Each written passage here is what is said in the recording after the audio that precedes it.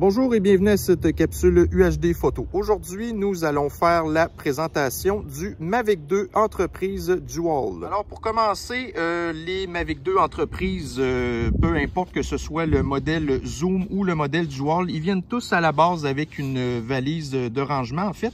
Et c'est ça, donc je vais maintenant vous ouvrir ça pour vous montrer exactement qu'est-ce qu'il y a à l'intérieur. Donc, ça, évidemment, ça vient pas avec nécessairement non plus que le cellulaire que j'utilise toujours là, pour faire voler le drone. Mais en tant que tel, c'est ça, quand vous ouvrez ça, vous avez grosso modo l'équipement qu'il y a là-dedans. Alors, bien sûr, vous allez voir ici notre télécommande. Vous avez le drone qui est ici. Ensuite de ça, quand que vous achetez le kit là, de Mavic 2 Entreprise normale, vous avez une seule batterie.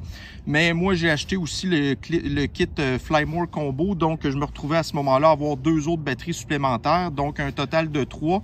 Et j'ai acheté une batterie supplémentaire là, que je vais un petit peu parler plus tard en fait. Là. Ensuite, vous avez ici ce qu'on appelle le beacon. Ça, c'est le dispositif anti-collision que vous pouvez utiliser pour la nuit, mais que j'utilise aussi pour le jour parce que ça aide à avoir une visibilité directe sur le drone augmentée en utilisant ça. Par la suite, vous avez ici là, le kit de lumière LED que vous pouvez prendre pour la nuit, en fait. Alors, ça, c'est vraiment le fun. Ici, vous avez le haut-parleur que vous pouvez aussi utiliser. C'est ça, le Mavic 2 Entreprise à la base, surtout le modèle, le modèle Dual surtout, il a été développé là, principalement pour les opérations de services d'urgence, là, comme admettons les services d'incendie ou les recherches de personnes, quelque chose comme ça. Alors, le kit de haut-parleur ici, ça c'est vraiment bien parce que vous pouvez faire de la gestion de foule avec ça, là, ou bien aller voler dans des endroits reculer puis faire passer des messages aux gens que vous pouvez, admettons, soit diffuser en direct ou que vous avez enregistré des espèces de petits clips audio avant, là, puis après ça, tout simplement partager le message audio. C'est sûr que, bon, là, malheureusement, par contre, on n'est pas capable d'avoir une communication des deux côtés, là. Fait que la personne qui vous parle, ben elle, il va falloir qu'elle vous fasse des signes parce que vous ne serez pas capable de vous comprendre autrement. Alors, si je reviens un petit peu aux batteries qui viennent avec les Mavic 2 Entreprise, OK, peu importe que ce soit le modèle Zoom ou le modèle Dual, ils viennent avec des batteries un peu particulières, OK? Comparativement aux Mavic 2 normaux, là, que vous avez là, des batteries là, régulières, en fait, les Mavic 2 Entreprise, eux, vous avez des batteries qui sont auto-chauffantes, en fait. Alors, c'est pas très clair quand on le regarde. Là, bon, on voit ici self-heating, là. Fait que c'est vraiment la seule façon de pouvoir déterminer la différence entre les deux visuellement. Alors, moi, pour mes batteries, là, c'est ça, j'ai mis le petit sticker rouge ici comme auto-chauffante. Puis, ben, mon autre batterie qui est pas auto-chauffante, j'ai mis un petit sticker gris à la place. Alors, c'est ça. Donc, c'est vraiment bien, finalement, quand que vous êtes à des températures assez froides puis que vous n'êtes pas en mesure de réchauffer vos batteries avant de les utiliser, ben, vous pouvez tout simplement laisser votre doigt... Bon, il y en a qui fait de la trace. Alors, c'est ça. Vous laissez votre doigt sur la batterie longtemps, puis s'il y a besoin de s'auto-chauffer, à ce moment-là, elle va s'auto-chauffer tout seul, puis quand elle va être prête à l'utilisation, à ce moment-là, vous allez plus voir plein de lumière qui clignote là-dessus. Alors, c'est un petit peu là, les différences de batterie que vous avez là, par rapport à des Mavic 2 normaux. En passant, les batteries auto-chauffantes là, fonctionnent aussi bien sur toute la gamme de Mavic 2 que sur les deux entreprises, au même titre que les batteries normales de Mavic 2 aussi peuvent être utilisées là, sur les Mavic 2 entreprises. Alors, c'est ça. Puis moi, moi, je mets mes hélices là-dedans. J'ai toujours mon petit manuel d'instruction qui est ici, mon petit chiffon pour nettoyer finalement mes senseurs si j'ai besoin. Alors, voici ce qui différencie principalement le Mavic 2 Entreprise Dual à son petit frère, là, le Mavic 2 Entreprise Zoom. C'est la caméra thermique, là. Alors, vous avez la caméra normale qui est à gauche et le petit senseur thermique qui est à droite. Donc, c'est deux caméras, finalement, qui travaillent ensemble. Pour ce qui est des choses normales, par exemple, bon, le senseur à gauche, là, la caméra normale, qu'on pourrait dire. Donc, vous avez toujours, là, finalement 12 mégapixels pour prendre les photos et vous avez là la possibilité de prendre de la vidéo 4K aussi. Pour ce qui est de la télécommande, alors c'est exactement la même télécommande que vous utilisez sur votre Mavic 2. Donc, vous avez bien sûr là, les petites commandes que vous pouvez dévisser et ranger dans la télécommande. Ensuite de ça, vous avez la plupart de vos données de vol là, qui sont indiquées dans l'écran qui est ici.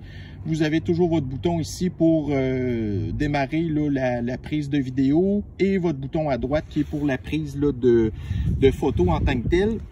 Et ce qui est vraiment bien aussi avec ici, bon ça vous aviez déjà vu ça sur d'autres commandes là, mais ce qui est bien là, surtout quand on est en inspection, c'est de pouvoir avoir là sur le côté notre petite switch, là, excusez le terme là, mais qui vous permet finalement de choisir entre le mode positioning là, qui est comme le mode GPS, vous avez le mode sport et vous avez le mode T là, qui est le mode trépied.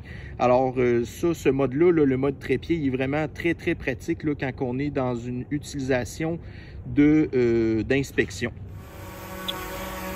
Donc le Mavic 2 Entreprise a bien sûr les mêmes hélices là, que vous avez pour le Mavic 2 tout court. Là. Donc il n'y a pas de différence au niveau du son en tant que tel.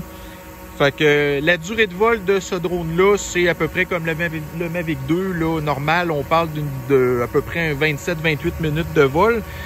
Puis si jamais vous utilisez les petits accessoires que je vous ai montrés tantôt, ça peut affecter un petit peu la durée de vol. Donc entre autres, là, quand on prend l'anti-collision, ça l'enlève là, une durée de vol d'à peu près 1 minute. Aussi, donc pour la protection, vous avez toujours là, avec le Mavic 2 Entreprise les mêmes détecteurs d'obstacles. Donc vous avez là les détecteurs à l'avant, les détecteurs à l'arrière, en dessous, sur le dessus, et vous avez les détecteurs sur le côté.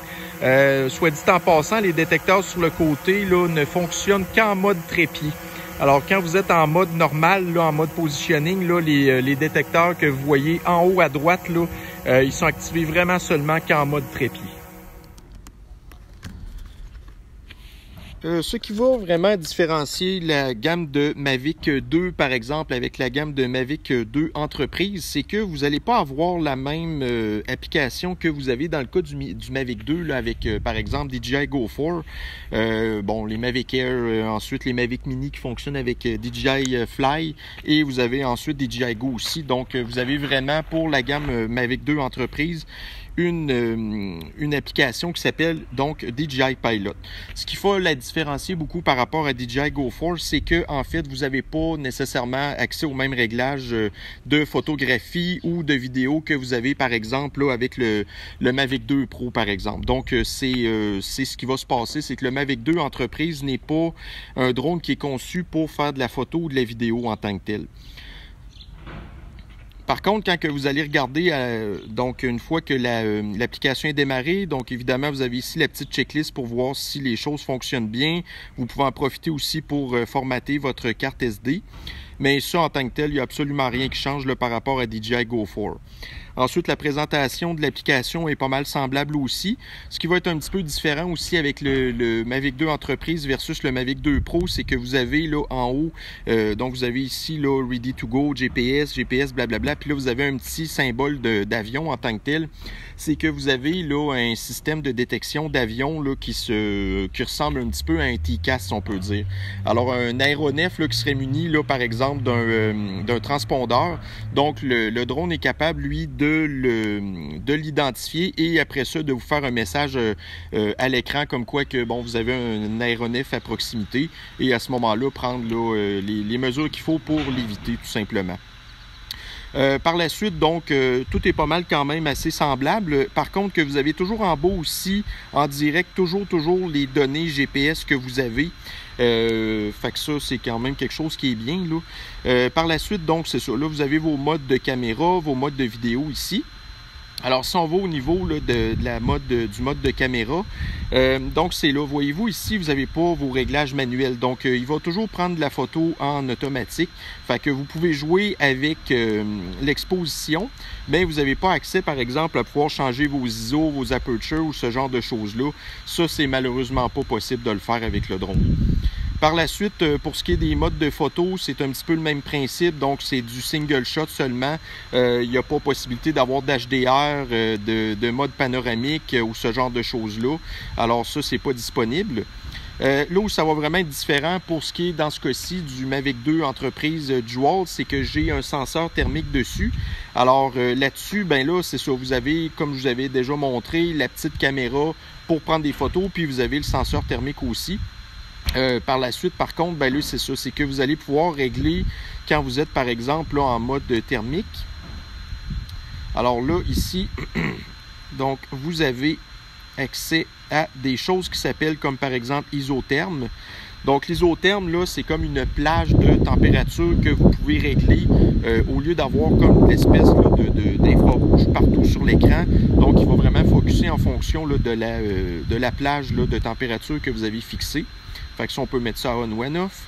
Et ensuite aussi la palette, donc c'est ça. Fait que là ici, vous avez des choix de couleurs que vous pouvez mettre si vous voulez, là. Alors ça, c'est ce que ça donne en tant que tel. Donc ça, c'est les modes de caméra qu'on peut avoir. Ensuite, sur votre écran, ben, vous avez accès, admettons, avec le curseur à la température qu'il y a présentement finalement à l'écran. Fait que ça, vous pouvez faire ça. Ou autrement, ben, c'est ça, vous pouvez déterminer aussi ici une plage, donc la température va comme se fixer, là, voyez-vous le petit point bleu, c'est la zone la plus froide de la zone que vous avez d'encadrer ou la zone la plus chaude qui est le petit point rouge. Alors ça, c'est ce que vous pouvez faire avec ça. Ensuite de ça, donc vous avez le mode qu'on appelle le MSX ou vous avez le mode infrarouge seulement. Alors si vous êtes ici en IR, infrarouge seulement, donc vous avez vraiment seulement ce que le senseur infrarouge va voir. Autrement, si vous réglez ça en mode MSX, donc il fait un mélange des deux caméras. Donc la caméra visible et aussi de la caméra thermique. Alors ça, c'est un mode là, qui est vraiment très apprécié là, avec ce drone-là. Puis vous pouvez donc jouer avec l'amplitude du senseur là, infrarouge que vous voulez avoir dans votre écran. Ensuite, vous avez simplement appuyé sur visible là, pour avoir tout simplement qu'est-ce que la caméra visible voit.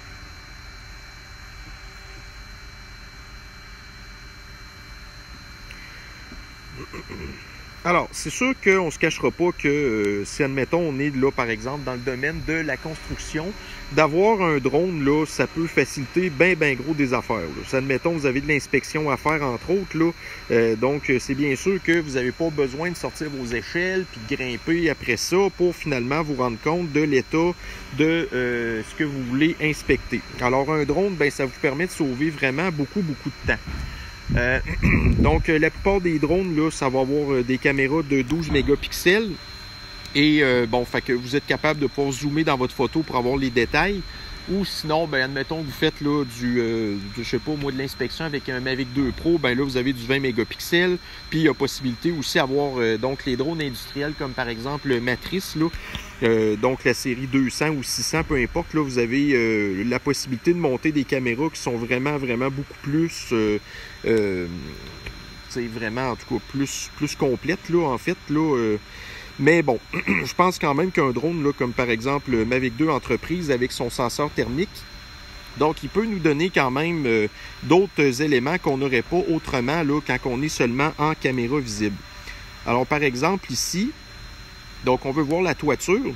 Ce qui est bien quand on a par exemple là, un drone avec une caméra thermique, c'est que bon, on est capable de pouvoir spotter dans les endroits qu'on regarde finalement tout ce qu'il pourrait y avoir là, des changements de température. Comme par exemple ici, le petit point qu'on voit là, ben ça c'est le point d'évacuation d'eau. Étant donné que c'est une toiture plate, ben c'est sûr que vous avez une espèce de pente dans le toit qui permet que l'eau se retrouve toute là. Mais là, on voit ici là, tout ce qui est en vert en tant que tel, bon, c'est une zone qui est plus froide là.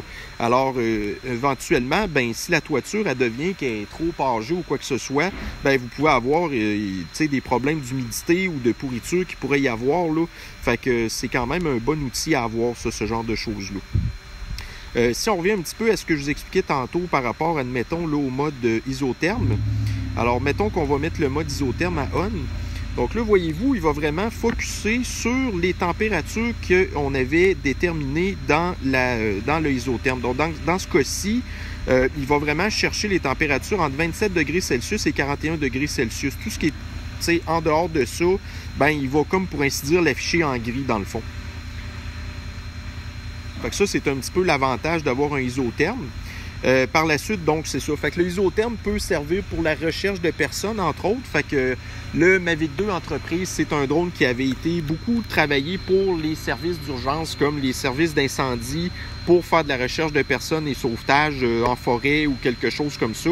Parce que là, voyez-vous, quand on est, par exemple, bon, là, je suis en mode MSX, là, mais si j'étais en mode complètement infrarouge, ben, voyez-vous, si on était de nuit, je verrais exactement, finalement, la même chose que je vois présentement. Alors, autrement, si vous étiez en caméra visible, ben, vous auriez seulement du noir. Donc, le senseur thermique peut vous permettre là, de pouvoir, pour ainsi dire, entre guillemets, voir la nuit en tant que tel. Donc, on a parlé tantôt là, donc ça, ici, voyez-vous, le Searching Fire, ça pourrait être utile pour si, admettons, on cherchait des feux de forêt, par exemple. Ensuite, je vous ai parlé des palettes tantôt. Fait que voyez-vous, vous pouvez choisir des palettes spéciales. On va vous mettre, admettons, là, en mode MSX pour que vous puissiez voir un petit peu mieux. Bon, alors, c'est ça. Donc, ici, présentement, on se trouve à être en donc ce mode de palette-là, Hotspot. Vous avez Rainbow. Vous avez un Gray qui est comme vraiment plutôt une vision, plutôt, qu'on pourrait dire Night Vision, en fait. Vous avez le Hot Metal et vous avez le Cold Spot. Fait que Cold Spot, c'est comparativement à Hot Spot qui va déterminer plutôt à trouver les points de chaleur. Ben, le Cold Spot, lui, va trouver plutôt les points de froid en tant que tel. Alors, ça vous donne une idée, là, un petit peu, qu'est-ce que ça donne pour ce qui est là, de la caméra thermique. Donc, si on y va comme un petit peu tantôt, là, on a notre point ici. Fait qu'on tapote, là, on voit 42.5, 38.8. 27.5, fait que ça vous donne une idée. Autrement, ben, on peut vraiment mettre notre petite zone ici. Et là, tantôt, on se rappelle, là, on avait notre espèce de petit spot spécial là, qu'on se demandait là, en rapport avec le puits d'évacuation d'eau en tant que tel. Là. Donc, on va se mettre, par exemple, en Rainbow. Parfait. Là, je suis en isotherme. Confirmé.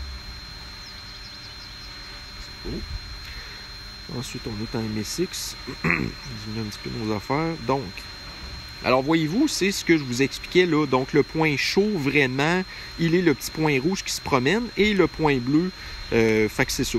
Alors, vous pouvez aussi faire le même exercice, par exemple, ici, où il y a beaucoup plus de changements de température, là. Et on peut grossir ou rapetisser la zone. Et voyez-vous, en plus, en bas, là, ben, vous avez la température. Le petit point rouge est à 45.4 alors que le petit point bleu à 13.5. Un average de... Bon, alors, fait que c'est pas mal ça. C'est sûr que le senseur en tant que tel, bon, tu sais, c'est pas... là, voyez-vous, actuellement, on est quand même là, à 12 mètres, là, avec 14 mètres de hauteur. Et là, c'est moi qu'on voit, bien sûr. Là. Donc, c'est pas nécessairement le senseur là, le senseur le plus précis qu'il y a sur la Terre quand même. Là. Par contre, voyez-vous, dites-vous que si on était de nuit, ben là, on serait quand même capable de pouvoir spotter, voyez-vous, la petite zone bleue ici, là. Donc, en plein milieu, finalement, du petit cadrage, là, bon, fait que ça peut quand même vous donner une chance. En plus que si vous montez, par exemple, là, les lumières LED, là, ou bien le haut-parleur ou quelque chose de ce genre-là, ben, vous êtes capable de pouvoir quand même vous servir de cet outil-là.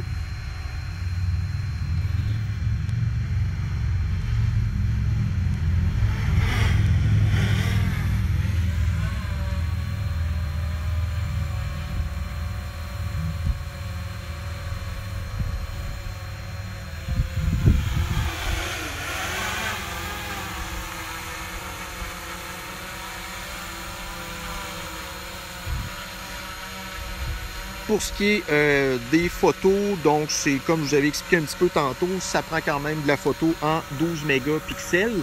La vidéo, par contre, ça, bon, je vais en profiter pour vous le montrer. Donc, c'est quand même des photos, des vidéos qu'on peut prendre, là, voyez-vous ici. OK, donc c'est du MOV ou c'est du MP4. Alors, on peut pas filmer en RAW avec... en filmer en RAW, en tout cas, ou plutôt prendre des photos en RAW, là. Fait que vous avez du JPEG, du MOV ou du MP4 seulement. Il est malheureusement pas possible d'avoir accès à du RAW et non plus du... bref, autre chose. Ensuite, pour la vidéo, les modes que vous avez... Donc, c'est un petit peu la même chose, là. Il n'y a pas absolument aucun réglage manuel, là, à part, pour ainsi dire, l'exposition, là, que vous pouvez changer. Mais les ISO, puis les apertures, puis toutes ces affaires-là, malheureusement, il n'y a rien de ça. Donc, c'est vraiment pas un drone fait pour les cinématographes. Mais je vous dirais que ça prend pareil des super de bonnes vidéos pour en avoir fait moi-même, là. Je suis quand même assez étonné, là, de voir qu'on a une belle qualité de vidéo.